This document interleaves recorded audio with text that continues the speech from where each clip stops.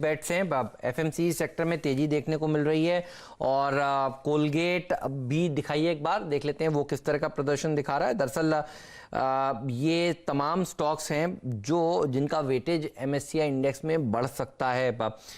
Colgate का, Nestle का, Britannia का, एशियन पेंट का। तो देखिए कोफोर्ज नहीं, डॉक्टर साहब प्लीज कोलगेट दिखाइएगा। ये तमाम एफएमसीजी सेक्टर से जुड़ी हुई कंपनियां हैं जिनके ऊपर फिर आज मार्केट की नजर रहने वाली है। तो ये तमाम स्टॉक्स के ऊपर तो फोकस होगा, लेकिन बैंक निफ्टी ने डिसअपॉइंट किया है। 200 पॉइंट खुल रहा था देखिए ऊपर, और अब देखिए डेज लो पर तो मार्केट देखिए फिसल रहा है और बैंकिंग स्टॉक्स नीचे की तरफ खींच रहे हैं, खासतौर पर आईसीआईसीआई बैंक और कोटक महिंद्रा बैंक। पूछते हैं शुभम जी ने कैसे ओपनिंग को रीड किया और उनका top conviction idea. Shubham ji बताइए प्लीज। हेमंत जी, जो स्टॉक अभी खरीदना है वो है आईजीएल, और मुझे लगता है कि आईजीएल में आज फिर से जो फॉलो बाइंग आता हुआ दिख रहा है, उसके बाद इस ब्रेकआउट पे हमें पार्टिसिपेट करना चाहिए। तो फ्यूचर में अभी 394.6 का अभी प्राइस है, मतलब लगभग 394-395 के आसपास ट्रेड कर रहा है। तो फ्यूचर में खरीदे बिकॉज ऑप्शन में लिक्विडिटी थोड़ा सा कम है, और यहाँ पे एक स्टॉप लॉस मेंटेन करें 388 पे, और अपसाइड में मुझे लगता है कि 408 रुपये तक का इसमें टारगेट आता हुआ दिखेगा। तो ओपनिंग के बाद आईजीएल में अच्छा मूव है, मुझे लगता है कि आईजीएल में एक लॉन्ग ट्रेड इनिशिएट करना चाहिए। ये तेजी इसलिए हो रही है क्योंकि एमएससीआई वाली खबर का असर देखिए इसमें भी देखने को मिलेगा। आईजीएल, पेट्रोनेट, एलएनजी ये बेनिफिशियरी हो सकते हैं, इनका वेटेज बढ़ सकता है। ये खबर आती हुई आपको आज नजर आई है, इसलिए देखिए आईजीएल भी एक अच्छा मूव आपको देता हुआ दिख रहा है। इवन एसीसी देख लीजिए, एसीसी शामिल हो सकता है एमएससीआई की सूची में ग्लोबल वाली। तो देखिए ये खबर आ रही है, तो इसलिए एसीसी में भी एक अच्छी रैली आज के सत्र में देखने को मिल रही है। 100 पॉइंट नीचे सेंसेक्स, 125 पॉइंट नीचे बैंक निफ्टी, उसमें भी देखिए एसीसी इसलिए गैप अप ओपनिंग करता हुआ आपको नजर आया है। एसीसी पर भी एक राय दीजिए गाबा साहब, कैसा लगता है? हमने देखा था एसीसी ने नतीजों की शुरुआत बहुत बढ़िया नोट पे की थी,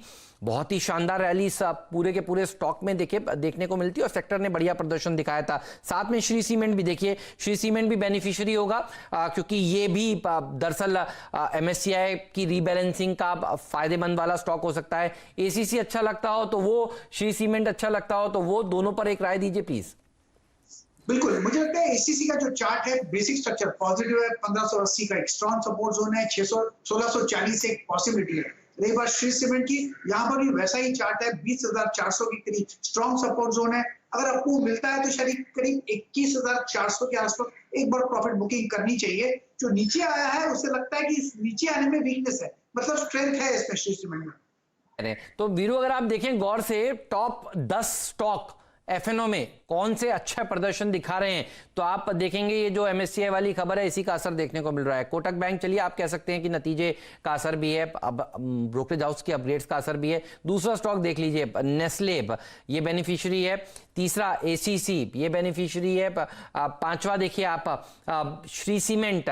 देखिए ये सारे स्टॉक्स, इवन एमआरएफ को फायदा मिलेगा। और आप देखिए ये भी नया शेयर शामिल हो सकता है एमएससीआई में, तो एमआरएफ जैसा स्टॉक भी आज भागता हुआ नजर आ रहा है ढीले बाजार में।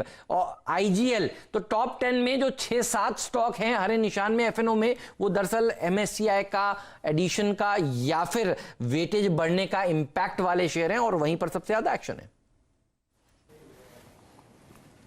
जी हाँ, इस बीच अगर आप देखें Kotak Mahindra bank futures 1503 day high की ट्रैजेक्टरी में, और अच्छा एक स्टॉक को अगर आप और देखें वो भी डे हाई की ट्रैजेक्टरी में है और वो है जुबिलेंट फूड्स। लेकिन मैं एक कॉन्ट्रैक्ट कॉल के बारे में और हाई रिस्क ट्रेड के बारे में बात करूंगा। एक बार जरा प्लीज आप लेके आइए निफ्टी की 11,900 की कॉल, क्योंकि निफ्टी अभी फॉर द टाइमिंग एग्जैक्टली अगर आप देखें ट्रेड कर रहा है हमारे 20 डे एक्सपोनेंशियल मूविंग एवरेज के ऊपर। जो रिस्की ट्रेडर्स हैं या फिर ट्रेड करना जानते हैं ऑप्शंस को, प्लीज इस कॉल पे फोकस करके चलिएगा। ये जो पूरा का पूरा क्लस्टर है 11,660, 11,713, 11,730, 11,740 20 डेमा का, उसको प्ले करने के लिए, पुल बैक को प्ले करने के लिए एक यही मात्र ऑप्शन सबसे रीजनेबल है इस वक्त, फ्यूचर्स अवॉइड। अच्छा, और कुछ स्टॉक्स को देखिए कौन कौन अब आपकी स्क्रीन पर आप देखें करीब करीब 388 पे डे हाई की ट्रैजेक्टरी में ट्रेड कर रहा है। इस स्टॉक पे कल क्लोजिंग में भी बात हुई थी, सबसे पहले पुल बैक जनरेट करता है। आईटी में वीकनेस बढ़ती हुई, लुक एट इन्फोसिस। एक बार राय दीजिएगा अपनी शुभम, इन्फोसिस क्या कर रहा है? 10 डेमा को तोड़ दिया, कल इस पे एक होल्ड करा था इसने, लेकिन फाइनली 20 डेमा को अप्रोच करता हुआ। आप कैसे अप्रोच करेंगे आईटी को और इन्फोसिस को इस वक्त? वीरेंद्र जी, इन्फोसिस की अगर बात करें, मुझे लगता है कि यहाँ से 30-35 रुपए का एटलीस्ट एक शॉर्ट टर्म करेक्शन देखने को मिलेगा। लेकिन बिकॉज कुछ आईटी स्टॉक्स आज अच्छा भी परफॉर्म कर रहे हैं, तो मैं शॉर्ट करने के बहुत ज़्यादा फेवर में नहीं हूँ। लेकिन अगर इसमें देखें तो मुझे लगता है कि 30-35 रुपए का करेक्शन तो बिल्कुल है।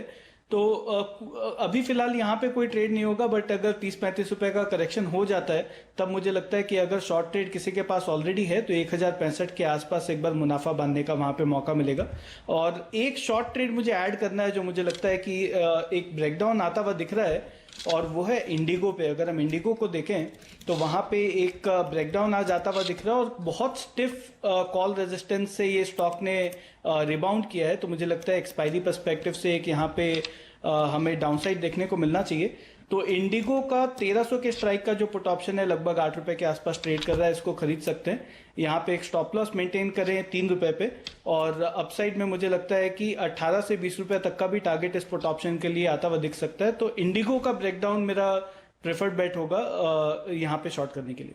कारण सर इसका इंडिगो के ब्रेकडाउन के पीछे एक कारण तो है, देखिए इसके नतीजे आने वाले हैं थर्सडे को, और दूसरा कारण है सरकार वापस से ये विचार कर रही है कि क्यों ना प्राइस कैप की सीमा जो है फ्लाइट्स की उसको और बढ़ा दिया जाए। फेस्टिवल डिमांड के चलते फ्लाइट्स कम है, और देखिए विंटर वाला शेड्यूल भी अब आ चुका है, और एक कैप किया जाए। तो इस तरह की खबरों पर देखिए ये स्टॉक रिएक्ट करता हुआ आपको आज नजर आ रहा है। तो थर्सडे को इसके नंबर्स हैं, इसी हफ्ते 29 तारीख को, 29 अक्टूबर को, और उससे पहले इंडिगो का शेयर आपको करेक्ट करता हुआ नजर आ रहा है।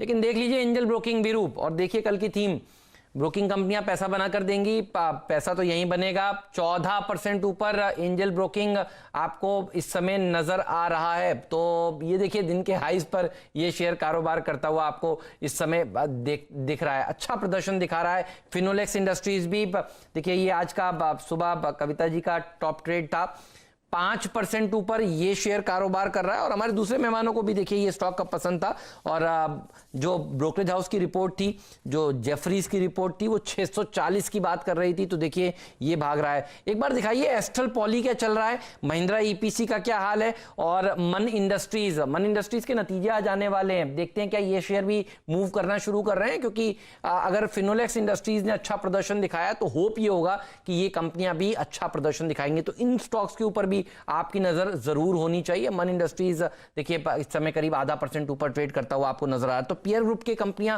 हमेशा से फोकस में रहती हैं, इनके ऊपर आपकी नजर जरूर होनी चाहिए। अच्छा, और कौन कौन से स्टॉक्स हैं जो अच्छा प्रदर्शन दिखा रहे हैं? आप देखिए अडानी ग्रीन धीरे धीरे करके अब ये शेयर चल रहा है 4.5% ऊपर कारोबार कर रहा है। ये सब वॉल्यूम बजर्स में आए हैं मेरे सामने, इसलिए मैं इनकी बात कर रहा हूं। अडानी ग्रीन के ऊपर देखिए सुबह भी चर्चा हुई थी कि ये पॉसिबल न्यू इंक्लूजन की लिस्ट में आ सकता है। एक पोजिशनल टारगेट दीजिए कविता जी अडानी ग्रीन पर।